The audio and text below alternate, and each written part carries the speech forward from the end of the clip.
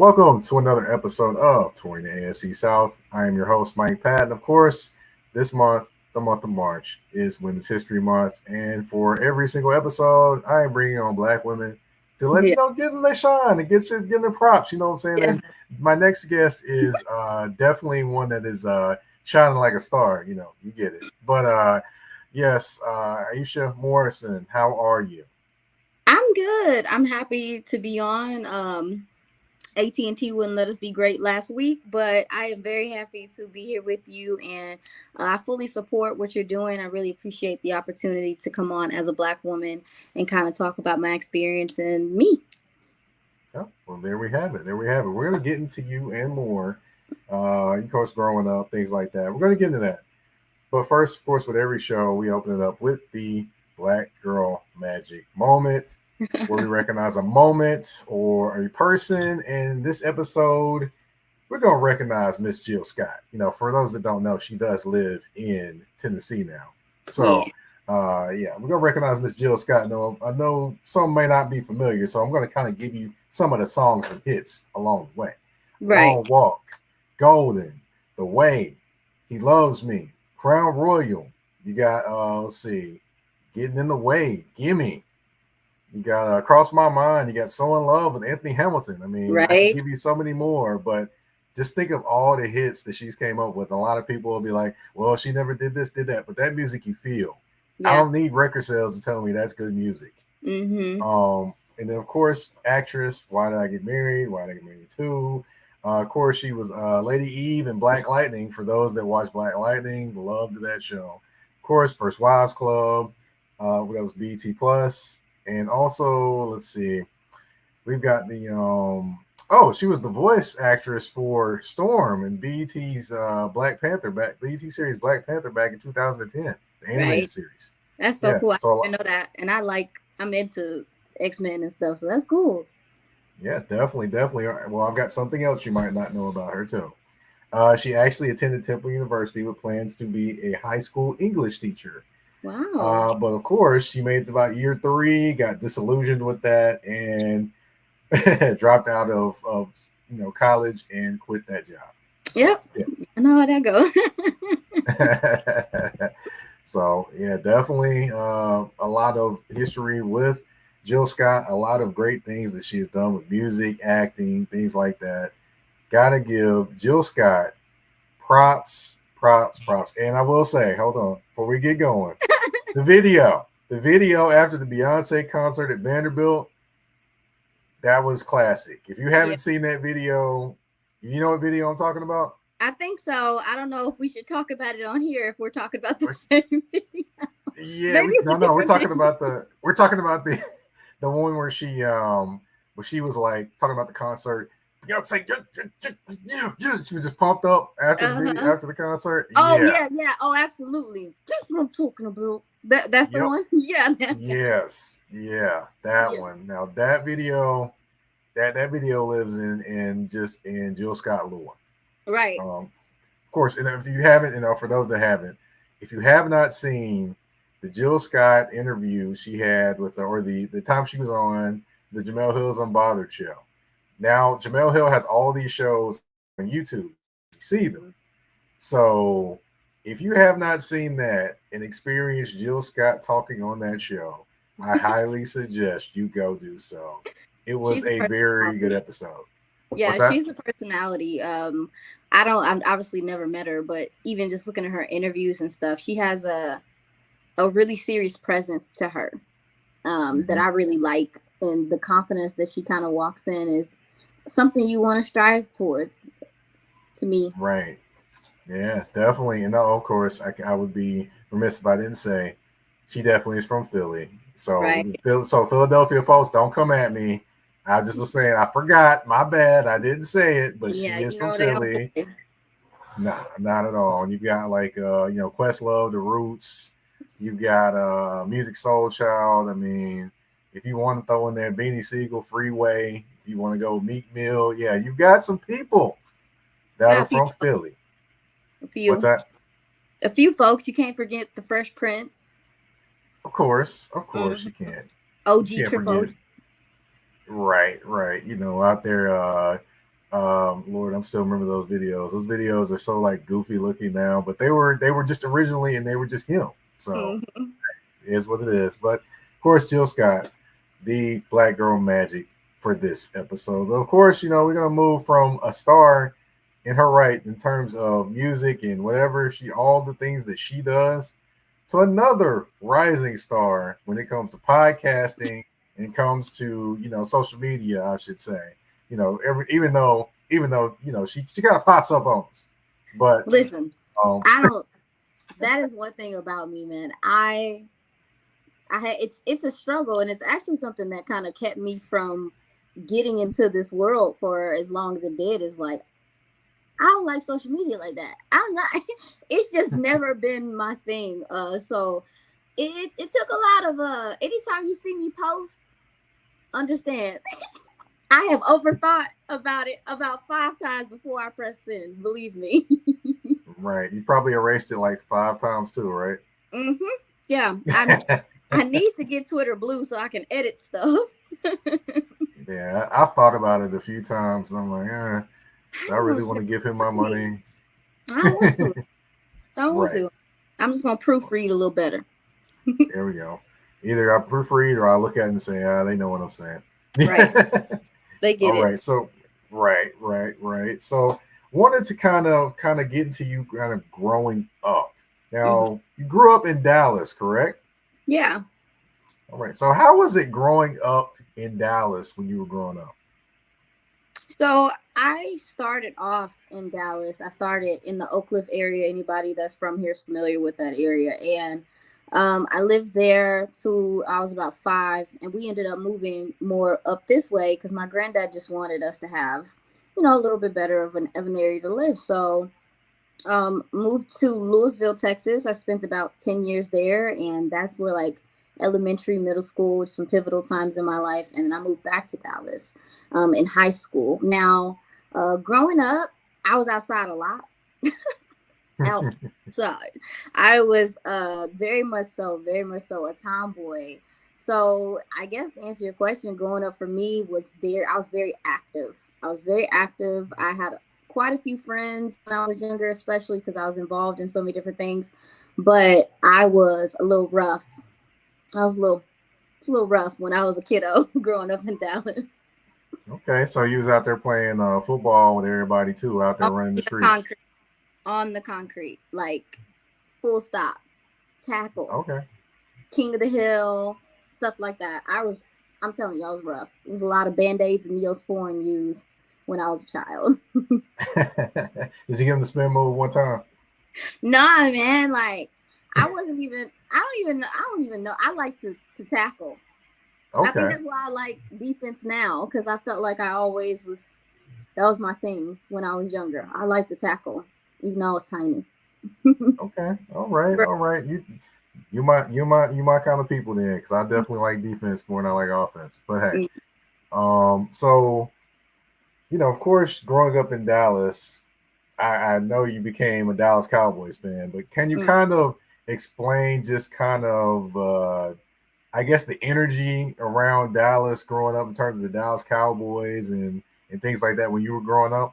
Oh yeah. So grew up in a household that was like my granddad was diehard, obviously around for the '90s. My uncles, those guys, and I just noticed when I was younger that when I would come in, like on Thanksgiving, the women go do their thing, the men go watch the game, and I always wanted to be with my uncles and my granddad. So in order to be able to stay in there, I had to blend in. Like I had to be able to talk about what was happening on the game or have some type of input. And I think part of me really just wanted to spend time with them, and that played a big role in me learning kind of what was going on. But as far as being a Cowboys fan, in my family, if you're not a Cowboys fan, you like a leper. Like you Wow. you don't really.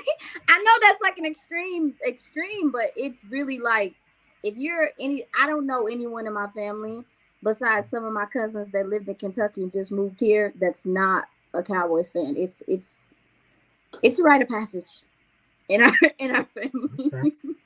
Okay. Sincere All right. still. Yeah. Okay. All right. So, I gotta ask. Of course, you didn't always live in Texas. You did go to the services, correct? Oh yeah, yeah. All right. I So, oh, how did that kind of end up happening? whew, I mean, honest answers here. I moved to Iowa my sophomore year of high school, and when I was out there, I was putting myself through school, and it was difficult. And I just got to a place where I was like, man, I don't want to take a year off, because that used to be people's thing. You know what I'm talking about. When we was in college, people Right. like, I'm gonna take a year off and I'm gonna come back, and then you never see them again. So Right. I was like, if I'm gonna take a year off, I want it to be productive and something that could be beneficial to me. And so I joined the military when I was out there. I joined the Army National Guard in Iowa, and I mean, I didn't do too much when I was out there. Really, I didn't really get into the meat and potatoes of things until I moved to Texas, because Texas National Guard is very active, very active, especially as a military police officer, which is what I was. So, Okay. All mhm. right. All right. I figured I would ask, so we kind of give everyone a little bit of a background for you. But of course, I want to get a little bit more into the Cowboys part of your background. Mhm. But of course, we got to pay these bills. We're going to go to a quick commercial break, come back, talk a little bit more Cowboys with Iisha Morrison on Touring the AFC South. EBO Beard Butter and EBO Beard Wash are two of the best beard grooming products for men worldwide. They help promote growth, keep your beard moisturized and soft, and enhance your overall upkeep of your facial hair. And with the new promo code MPAFC10, you can get 10% off all these products. Just go to www.etsy.com/shop/EBO Beard Butter. Again, that's www.etsy.com/shop/EBO Beard Butter.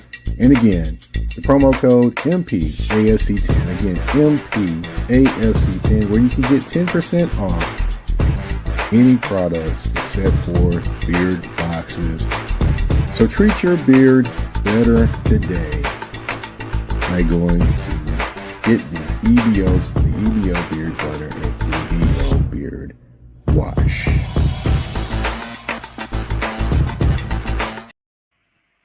All right, and we are back touring the AFC South. Of course, EBO Beard Butter is definitely a great sponsor, and I definitely am benefiting from that beard wash now. But of course, beard wash and of course beard butter. But of course, ladies, if you're listening, you can kind of buy this for someone in your family, your man, your uncle, whoever you want to think needs it. There you go. And of course, special gift for me. 10% off on everything with the promo code MPAFC10. Of course, we are back on touring the AFC South. And when we left off, we were talking a little Cowboys. Now, we got into how you turned into a Cowboys fan. We pretty much, it's either Cowboys or die, what it sounds like a little bit. Dang near. But but of course, there's got to be some times when you frustrated maybe being a Cowboys fan. So I've got to ask, what are some of the moments that have been some of those frustrating being a Cowboys fan? Oh man, how much time we got? Oh man, I think the first thing that comes to mind is obviously the Dez not catch is one of my most vivid memories as a child, and just that feeling of despair. And also, I would say 2016 as well, when the Cowboys had, Dak and Zeke were on their rookie contracts. They came in and kind of took the league by storm. You look at that Green Bay game. I mean, Dak put together a heck of a comeback in the second half. I believe he had an RPO that brought it to a tie or put them up by 2, and then Aaron Rodgers does his thing, improv, uh, amazing pass down the sideline to Reed, I believe, and yeah, they kicked the field goal and win the game. And it was one of those years where there was a lot of promise. We felt like with the Cowboys season, and just they had the number 1 seed, they got the bye week, everything looked like maybe they were trending up, and for Aaron Rodgers to do it to him again was just like, what's happening. I worked at Buffalo Wild Wings at the time, and I remember just not being able to function after that. I was like, I gotta go. I gotta clock out, boss. Like, I gotta go. But yeah, those are probably two of the biggest moments where I started to like feel that heaviness. Cause you know what I'm talking about. Like we emote to this game, right? And I started feeling like those losses, I started actually experiencing like them in that time. So yeah. I was gonna mention another one, but you didn't mention it, but got to be the one where Dak was playing against the 49ers in Dallas and runs the ball and runs out of time. I mean, yeah, but at the same time, like, I don't know. I think some stuff is just like, for what? Like, I don't know. It wasn't even disappointing. It was like, it was more so like, what are y'all doing right now? Like, it wasn't. It wasn't. I wasn't disappointed, baby. I was confused. So that don't count. that don't count to me. So go ahead. Okay, all right. So we're kind of gonna flip it around. What are some of your favorite moments or your most proud moments being a Cowboys fan? Oh, another game. Dak, and it was 2016. Cowboys went up to. They had won like 7 in a row, something like that.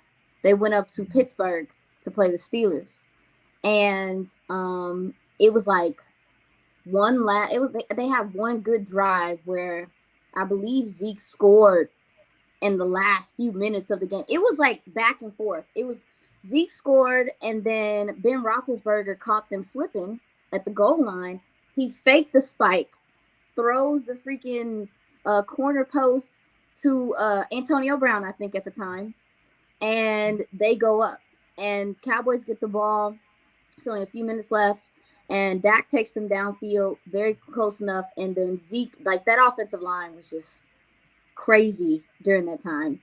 Cowboys run game was so successful at that point in time, and Zeke scored on like a walk-off touchdown, and it was probably one of the most good experiences I've had being a Cowboys fan. It was just cool to see them kind of beat the odds and go toe-to-toe with somebody like Ben Roethlisberger, because Ben was still playing good football at that point in time. Antonio Brown, one of the best receivers in the game. They had a good defense. It was a statement win that season, and it really meant something to me. So yeah. Okay. All right. So, of course, one other Cowboys moment I do want to talk about, not necessarily a great one, of course, this off season, which that's been the talk. A lot of the talk is, what Jerry said, they're all in, and then they got Eric Kendricks. That was the all-in move. So, what was your feeling? Just get all this build up and then that. You mean as far as like free agency ended, or just the free agency? Just the free agency kind of build up. It was almost like almost like a build up for a blockbuster movie that kind of ended up being a dud. That's what it kind of felt like just watching it. Oh no, I mean, I'll be honest with you. Like, despite the fact that this has been the Cowboys, just kind of how they go about business for the last 4 years now. This is how they handle free agency. I still, with how the season ended and the way it ended, I think there's nothing wrong with reevaluating and saying maybe we need to change up how we do some things. And I expected for them to maybe change up how they did some things. And another thing too is, like, besides the lack of run game efficiency, which is something I think they need to improve, and then obviously defensively stopping the run consistently, I thought that the team that lost against Green Bay, despite losing the way they lost, they still didn't feel that far away from the other teams in the NFC.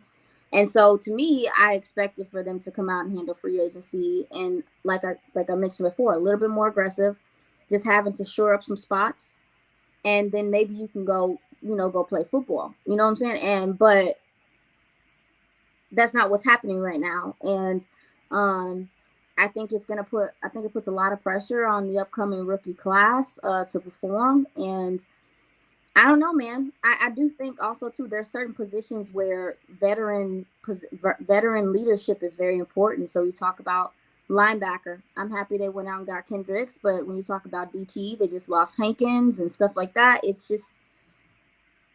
been a time. Like I know you've been looking at Cowboys Twitter, man.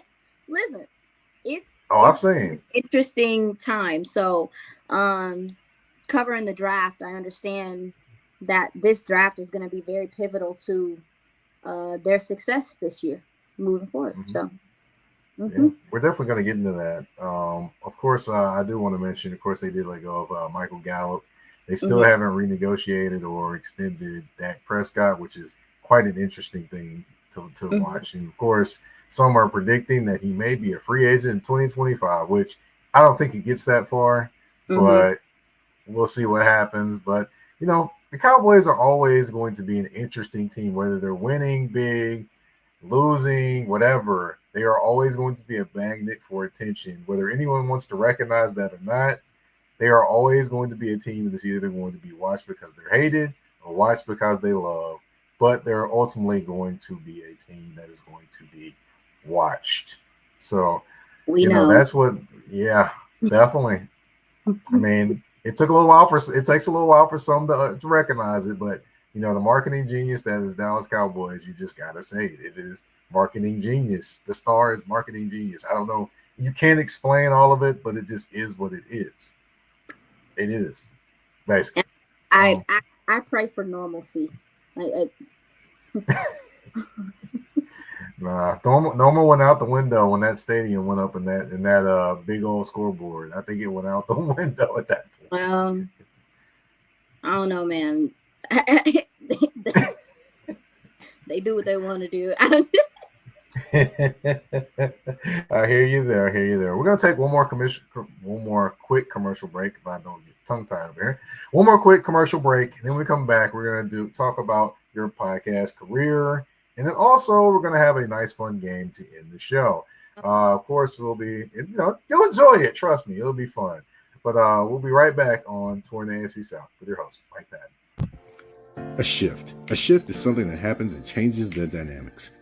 And that's what happened when Garrett Logistics was born. After 10 years as a sales pro in the logistics world of sporting goods, John Garrett decided to pivot to the world of freight and start a brokerage. So you're saying to yourself, why trust Garrett Logistics? Well, Garrett Logistics helps shippers improve overall workflow, along with increased on-time pickup and delivery percentages. Last-minute loads, multi-drop pickups, and more are part of the services with Garrett Logistics. They're available Monday through Friday, 7 a.m. to 6 p.m., and Saturday, 8 a.m. to 12 p.m., all times Central Standard Time. So give them a ring at 615-400-8484. That's 615-400-8484, or you can email them at john@garrettlogistics.co or visit their website at garrettlogistics.co.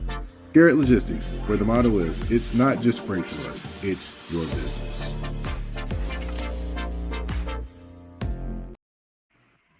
All right, and we are back with Touring the AFC South and Iisha Morrison. Now, of course, we've talked about the Cowboys and growing up in Dallas and Louisville as well. Can't throw that out. Can't miss that one.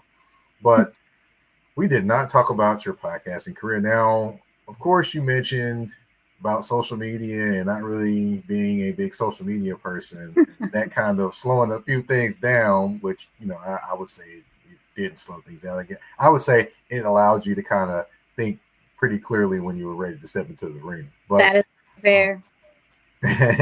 So how did you get started and finally get started in podcasting? Well, so obviously, the Cowboys, the Cowboys community of content creators is very big. And so I've been following several people for years and just kind of chiming in. I would call into shows, stuff like that. And I made a couple friends along the way. And I remember I have a friend, Koye Media. I'll never forget. He literally told me, it hurt me too. He was like, if I'm not going to answer your phone calls anymore, until you turn on a camera and talk football to a camera. Because I would just call them like, oh, I checked out your show and this is what I think and all this stuff. And it really pushed me to just kind of take the step. So it took me a while because I was kind of uncomfortable recording in my house. So I just started recording in the car. And I just started training camp. Things started coming down. Information started coming down. I would just turn on my camera. My videos weren't perfectly edited or anything, but just kind of getting my thoughts out there on the draft picks they had, and also to, you know, what was going to happen in training camp and preparing for training camp and stuff. And so that's really how I started. I just kind of, and I got on the Twitter, X now, I don't want to upset nobody. I got on X, and I literally just started getting a feel for the community, and I would just chime in on people's lives or their Twitter spaces, or comment on different things, and people started being like, who's this bald-headed lady? Because, you know, you know, like, who is this lady? And I just started, you know, finding my way, and also being kind to people, and being not being afraid to ask for help. And I just kind of fit into the community really perfectly, and things started, you know, building up from there. Okay. All right. Well, one of the podcasts you're actually on is the Dallas Draft Show. Now, I will say this. I know that's definitely, you know, something that's doing its thing. But like you mentioned, you do have your draft thoughts. So this draft for the Dallas Cowboys is going to be ginormous, huge. Right. What are you kind of looking at them to actually do in this draft to kind of, I guess, set themselves up to be successful? So I think obviously with the loss of Tyron and things, I think the Cowboys have kind of been in a weird phase with their offensive line for quite some time now. They found some stability, but there's been some guys, you know, in and out. They lost Connor McGovern last year. They lost Connor Williams last year. And I think, and Travis Frederick retired a couple of years before then. I just think they kind of be in this rebuilding phase. I think it's going to be important for them to tackle, and to reestablish that offensive line. The run game, again, like as I spoke about earlier, is something that suffered and has been very up and down for the last few years. I'm looking for them to maybe attack that. From a defensive standpoint, I think it's going to be important to note that Mike Zimmer is now the DC there in Dallas, or here in Dallas, and I feel he's probably going to have some input on some of the things they like to do. I know he's very, very strict about his interior, so maybe they do some things with that, and also to maybe take a look at linebacker, despite the fact that they brought in Kendricks. I think it's going to be important to shore up that front seven on the defensive side, and also replenish that offensive line that's been kind of up and down for some years now. All right. For those that aren't aware, you know, we kind of just got a brief synopsis of the Dallas Cowboys. And of course, we just got an expert analysis from Miss Morrison here. So, you know, but, you know, that was really good. I was like, okay, then she sounds like she's really sitting at the desk kind of like going over this. I'm like, I know how to do my job, Mike. Oh my goodness! I did not say you did not know how to do it. I'm just saying, I better know what I'm talking about. Tater tots. You got to show them all. Okay, that's a new one for me. I ain't heard that one before. Okay. Don't curse so much. Okay. I got you. Yes.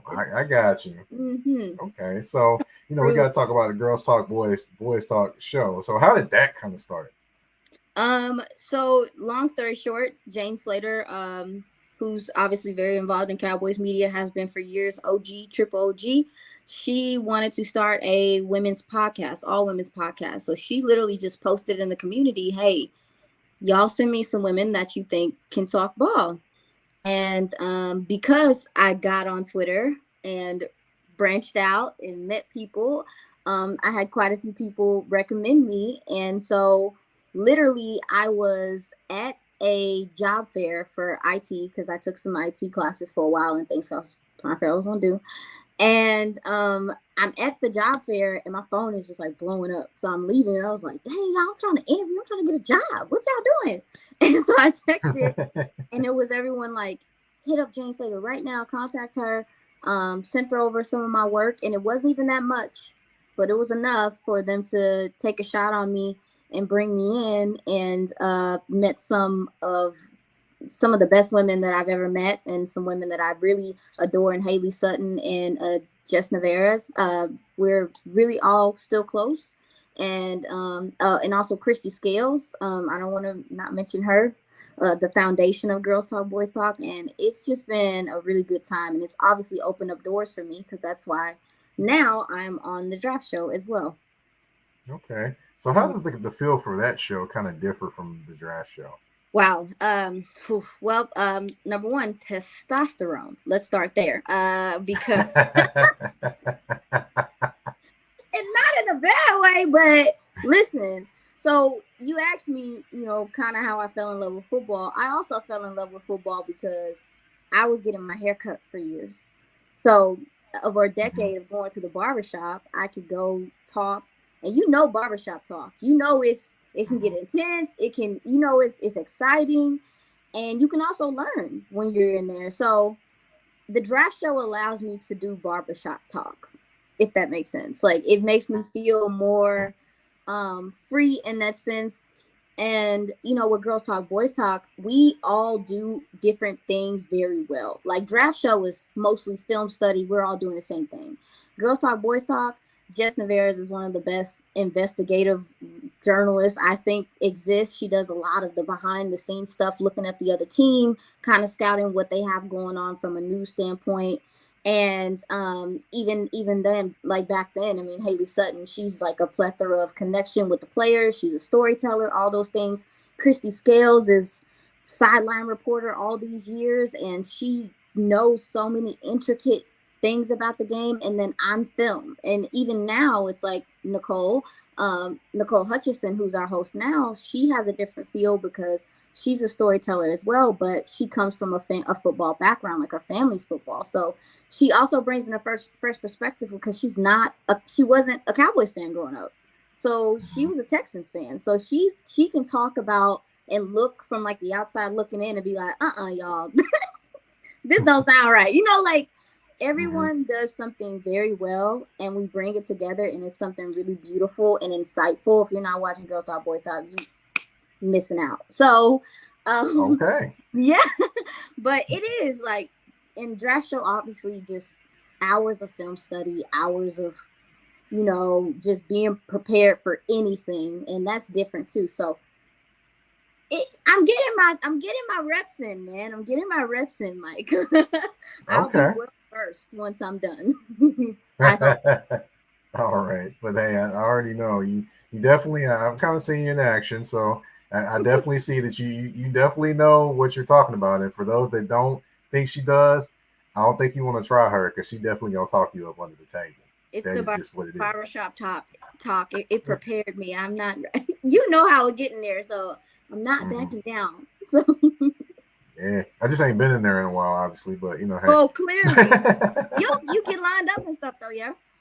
Nah, I do that myself. We can't all be so talented, Mike. Calm down. Oh my God. Calm down. Jeez. So yeah. But of course we have reached the end of the show, but of course we do have something else in the show. We do have a game. Okay. It's 5 questions, 2 answers, and 1 choice. Are you ready? I guess. It could be football, it could be sports, it could be anything. So okay. So we go on outside of sports a little bit too. So In-N-Out Burger or Whataburger? Which one would you take? Whataburger. Whataburger. They can leave me on the In-N-Out. I actually like In-N-Out.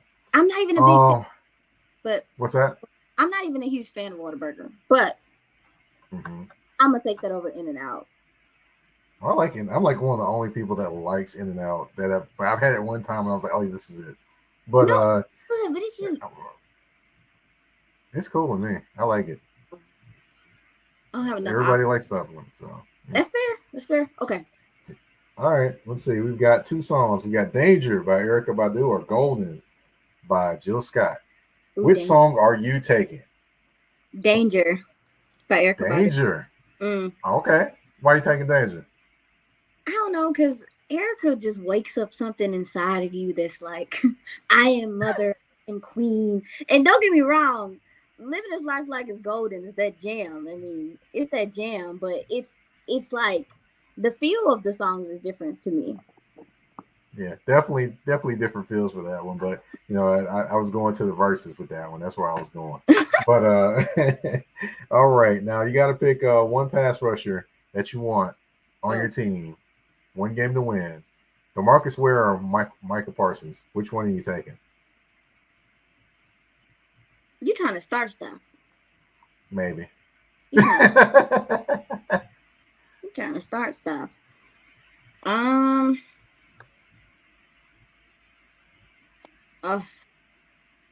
gonna take Michael Parsons. Okay. All right. Nobody else will know you did it unless they watch. But I'm gonna take Michael Parsons, but go ahead. Just go to the next question. Hurry up. Oh, you're gonna like this question too. You got one team to pick to cheer for. Is it the Eagles or the Redskins? The Commanders. Yeah, I know. I caught you on that one. I caught you. That's my bad on that one too. I'm a cheer for the Commanders because I think Dan Quinn is phenomenal. Also, two Joe Witt Jr.'s there now as well, and he was a bit of a mentor to me when he was here.